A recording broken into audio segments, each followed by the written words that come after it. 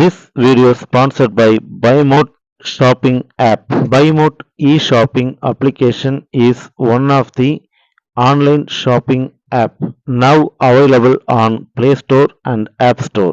இந்த அப்ளிகேஷன் எல்லாத்தோட மொபைல்லையும் கண்டிப்பா இருக்கணும் அப்படின்னு சொல்லுவேன். ஏன்னா இந்த ஆன்லைன் ஷாப்பிங் ஆப்ல வந்துட்டு பார்த்தீங்கன்னா நிறைய ஆஃபர்ஸ் நிறைய விஷயங்கள் வந்துட்டு இதுக்குள்ள இருக்கு. கிச்சனுக்கு தேவையான அத்தனை வீட்டுக்கு தேவையான அத்தனை எலக்ட்ரானிக்ஸ் அண்ட் காய்கறிகள் எல்லாமே வந்துட்டு இதில் இருக்குது. ஸோ நமக்கு தேவையான எல்லாமே கம்மி விலையில் நிறைய ஆஃபர்ஸோடு வருது. ஸோ கண்டிப்பாக இதை நம்ம எல்லாருமே யூஸ் பண்ணிக்கணும். கண்டிப்பாக இந்த ஆப்பை டவுன்லோட் பண்ணிக்கோங்க. இந்த அப்ளிகேஷன் ஆப்போட லிங்க் வேணும்னா என்னோட டிஸ்கிரிப்ஷனில் கொடுத்துருக்கேன். கண்டிப்பாக அதை யூஸ் பண்ணிக்கோங்க. தேங்க்யூ. இன்னையிலேருந்து சரியா 460 கோடி வருடங்களுக்கு முன்னாடி நம்ம இன்னைக்கு பார்க்குற மாதிரி பூமி கிடையாது. சரியா சொல்லணும்னா பூமியே கிடையாது. ஆமாம், நம்ம மில்கிவே கேலக்சியில் இருக்க நெபுலாங்கிற ஒரு வளிமண்டல மேகக்கூட்டங்கள்ல இருந்த வாயுக்களும் தூசிகளும் கிராவிட்டி காரணமாக ஒரு கோள வடிவ பந்து போல உருவாகுது. அதுதான் நம்ம இன்னைக்கு பார்க்குற சூரியன். நாளடைவில் அதில் நியூக்ளியர் ஃபிக்ஷன் நடந்து அட்மாஸ்பியரில் இருக்க 99% ஆஃப் மாஸ் நம்ம சூரியன் கிட்ட தான் இருக்குது.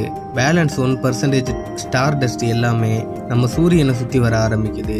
அந்த டைமில் நம்ம சூரியனை கடந்து போன எந்த எரிகல்லா இருந்தாலும் நம்ம சூரியனோட ஈர்ப்பு விசை காரணமாக இழுக்கப்பட்டு நம்ம சூரிய குடும்பத்திலே ஒரு பொருளாக தங்கிரும். அப்படி சுற்றி வந்துட்டு இருந்த விண்கற்கள் எல்லாமே ஒன்னோட ஒன்று மோதி கிரகங்களாக உருவாகுது. அப்படி தான் நம்ம பூமியும் மற்ற கிரகங்களும் கொஞ்சம் கொஞ்சமாக உருவாக ஆரம்பிக்குது. அந்த டைமில் நம்ம பூமி மேலே நிமிடத்திற்கு 400 விண்கற்கள் வந்து விழுகுமா.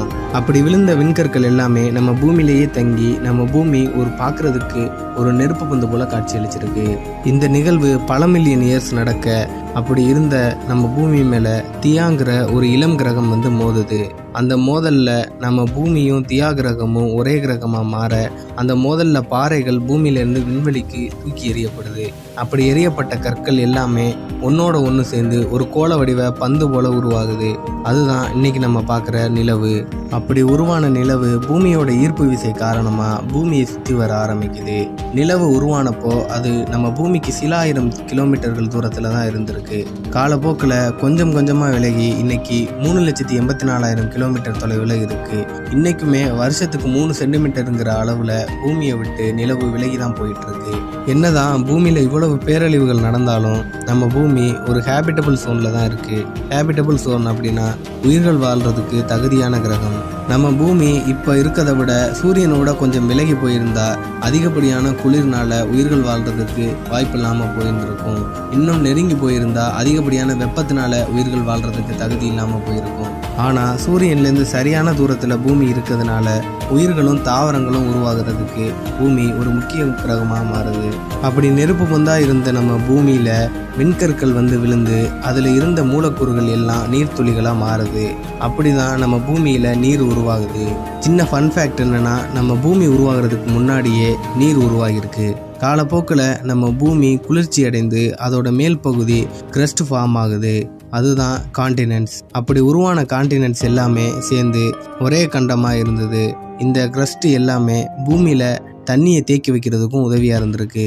அந்த காலகட்டத்தில் பூமியில் தண்ணியும் நிலப்பரப்பையும் தவிர வேறு எதுவுமே கிடையாது. அப்படி உருவான தண்ணியிலேருந்து மீத்தேன் கேஸ் வெளில வந்து ஓசோன் லேயர் ஃபார்ம் ஆகுது. ஓசோன் லேயர் நம்ம பூமிக்கு ஒரு அரண் மாதிரி செயல்படுது. சூரியன்லேருந்து வர்ற ஹார்ம்ஃபுல் ரேடியேஷன்ஸ் எல்லாமே ஃபில்டர் பண்ணி நம்ம பூமியில் உயிர்கள் உருவாகிறதுக்கு ஒரு ஏதுவான சூழ்நிலையை ஏற்படுத்துது. கடலில் தான் முதல் உயிரினம் உருவானதுன்னு நம்ம எல்லாருக்குமே தெரியும். முதல்ல உருவானது ஒரு செல் உயிரியான பாக்டீரியா. அது பரிணாம வளர்ச்சி அடைந்து தான் இன்னைக்கு உலகத்தில் இருக்க அனைத்து உயிர்களும் உருவாகியிருக்கு. இப்படி நமக்கு கிடைச்ச பூமியை பாதுகாப்பாக வச்சுக்க வேண்டியது நம்ம ஒவ்வொருத்தரோட கடமை.